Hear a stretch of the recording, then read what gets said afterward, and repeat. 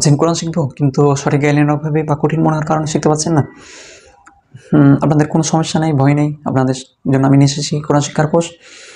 আপনি ভাবছেন যে অতি সহজে কীভাবে বুঝে বুঝে কোরআনটা শেখা যায়। আসসালামু আলাইকুম রহমতুল্লাহ। আপনাদেরকে দ্য কোরআন রিভাইভার চ্যানেলের পক্ষ থেকে জানাই স্বাগতম। আপনাদের সাথে আছি আমি মোহাম্মদ শিহাব আলী। আমরা এই চ্যানেলে চেষ্টা করেছি কত সহজে একটি ব্যক্তিকে কোরআনটা শেখানো যায়, কত সহজে সহজ টপিকে ছোট্ট ছোট ক্লাসের মাধ্যমে আমরা এখানে চেষ্টা করেছি একজন ব্যক্তিকে কোরআন শেখানোর জন্য। তো আজকের ক্লাসে যদি আপনি নতুন হয়ে থাকেন, আপনাকে বলবো আমাদের আগে একটা ক্লাস শেষ হয়েছে, ওই ক্লাসটা আপনি ভালোভাবে দেখে আসবেন। যদি নাও দেখার সময় থাকে এই ক্লাসটা দেখবেন, আপনি বুঝবেন যে হ্যাঁ, আলিফ পড়াটা আসলে একদম সহজ। আজকে আমরা শিখবো ত থেকে ইয়া পর্যন্ত। গত ক্লাসে আমরা শিখেছিলাম আলিফ থেকে দত পর্যন্ত।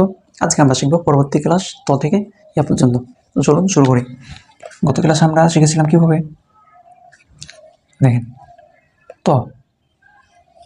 আচ্ছা, গত ক্লাসে আমরা কী শিখেছিলাম? আমরা শিখেছিলাম আলিফ। আলিফ কীভাবে হয়? সরে আ রাশি ফ। আলিফ বা কীভাবে বলেছিলাম? বা হয়। এভাবে তা কীভাবে হয়? তয়াকারে তা।